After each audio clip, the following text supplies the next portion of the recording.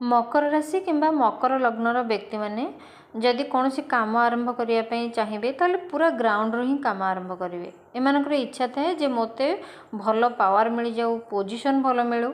एमाने निज जीवन रे गोटे खराब एक्सपीरियंस करती आउ सब बेले सही जिनसटी को न पाई अवशोष भी करती। जदि व्यक्ति निजर परिस्थिति सह निज सह खाप खुआई निए अर्थात जदि सरेंडर करनिए ताले एमानकर जीवन रे माने ग्रो करि पारंती।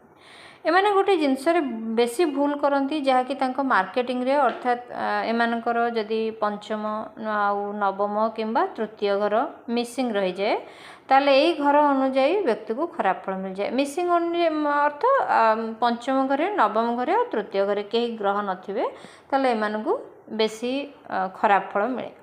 व्यक्तिर मार्केटिंग इमेज जोटा थिबो किंबा ग्रुप हो किंबा सांगसाथी जदि थिबो तो एमानकर बहुत भल थाए ना व्यक्तिर एडवाइस काटर से भल पाए।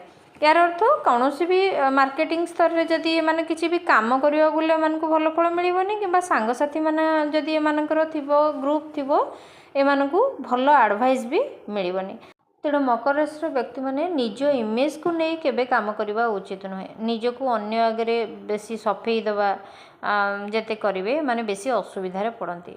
निजर पार्टनर सपोर्ट पाइबा एमानकर निहाती दरकार। तेणु निज पंचम घर आउ दशम घर को जदि से सजाड़ी रखिए अर्थात पंचम घर हूँ निजर संतान निजर प्रेम घर आउ निजर शिक्षा घर, दशम घर हूँ कर्म घर। जदि ये जिनस से माने सजाड़ी रखिए जीवन रे एमानकु कौन भी पावर मिलवार किसी भी असुविधा है न था।